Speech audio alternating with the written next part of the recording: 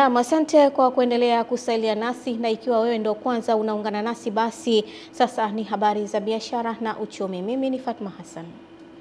Serikali mkoani Kilimanjaro imeanza mkakati wa kufufua zao la kahawa kwa kusambaza zaidi ya miche 500,000 kwa wakulima katika jimbo la Vunjo, hatua inayolenga kurejesha hadhi ya zao hilo ambalo limekuwa likidorora kwa miaka ya hivi karibuni kutokana na kushuka kwa bei na changamoto za uzalishaji.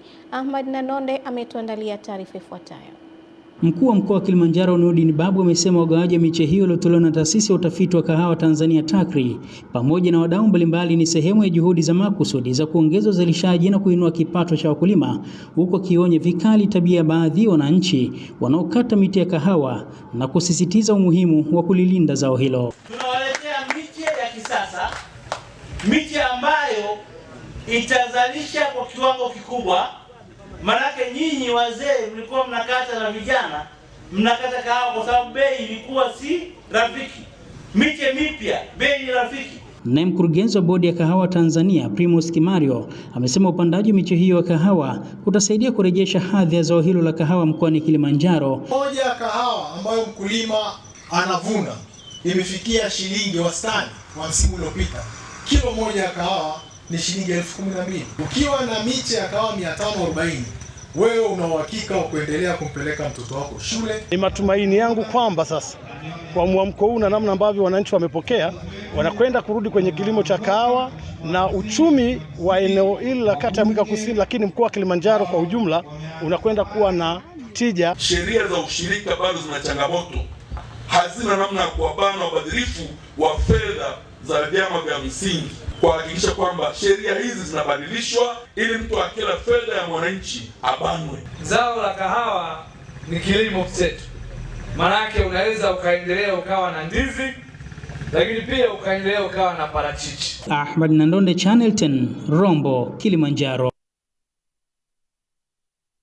TRA mkoa wa Njombe imepongeza ushirikiano unaoendelea kuoneshwa na viongozi wa jumuiya za wafanyabiashara mkoani humo, hatua ambayo imechangia kwa kiasi kikubwa kufanikisha makusanyo ya kodi na kuvuka malengo yaliyowekwa. Taarifa ya Michael Patrick kutoka Njombe inafafanua zaidi.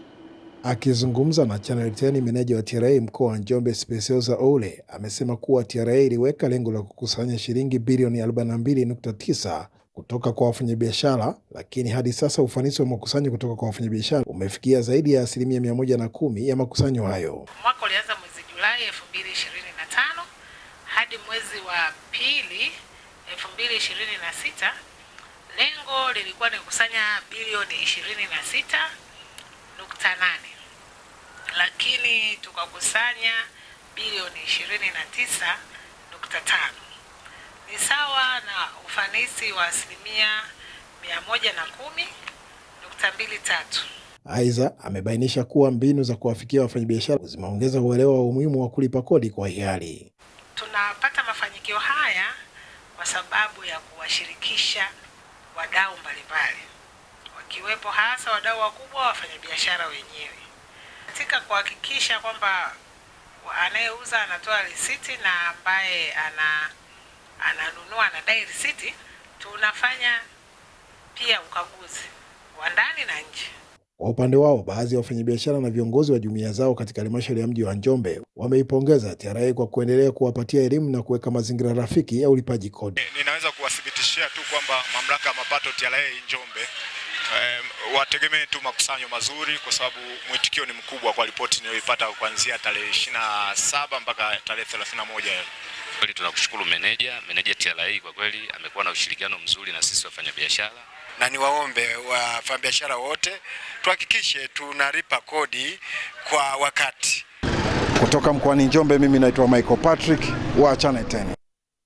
Asante Michael Patrick kwa taarifa hiyo, na ndio mwisho wa habari za biashara na uchumi, na Eden Bahati atakuwa hapa kutujuza yale yaliyojiri viwanjani kwa siku hii ya leo.